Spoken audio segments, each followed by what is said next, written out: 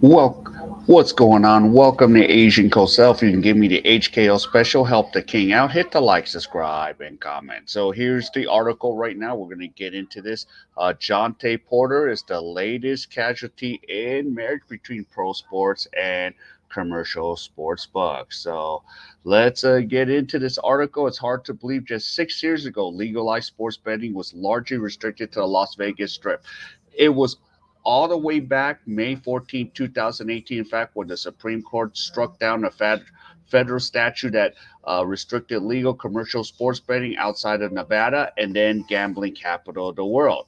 So, two of America's favorite pastimes, sports and gambling, has tied the knot at last, and soon to be joint taxes filed with this marriage would shortly approach nearly $500 billion wagered across 38 states since including the District of Columbia and Puerto Rico. So the sports betting industry alone hauled in nearly 11 billion dollars in 2023 and almost 45% higher than the previous year, according to American Gambling Association. Goldman Sachs predicts that the number will go up to 45 billion dollars in the near future, especially as professional sports leagues in the U.S. actively broken deals with licensed bookies to promote their sports betting offerings in exchange for significant revenue splits. So here's the thing. Yeah, 6 years ago with the Supreme Court, acting this, here's the latest casualty.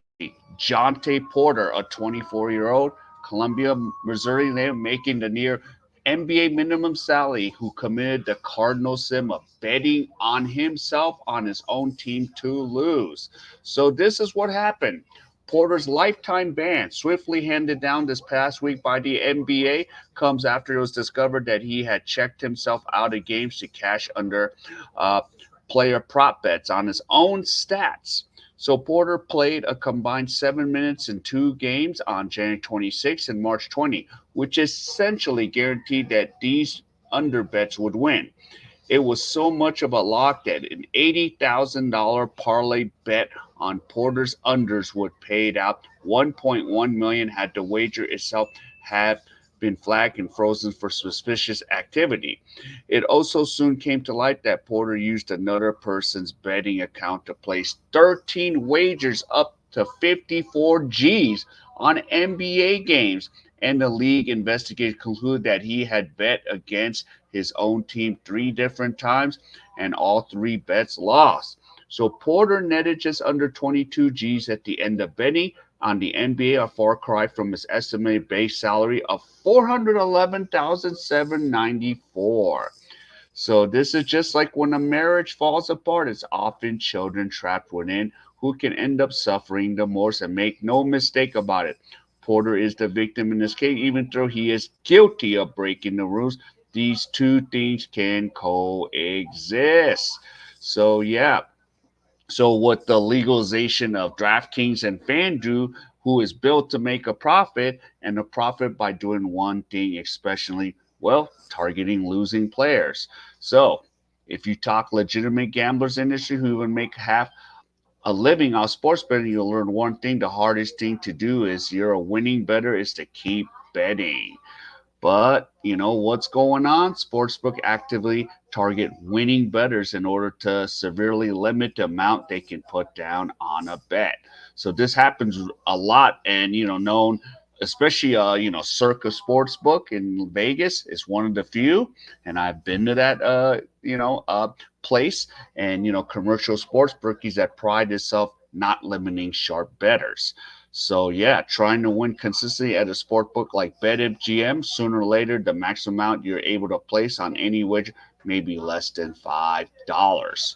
So yeah, so it's pretty much also simple, and you can even ask Shohei Atani and his longtime interpreter Ipe Mizuhara. And Mizuhara, has been was not placing bets for a legal sports book, but he racked up 40.67 in net losses from 21 to 24 with Otani's money.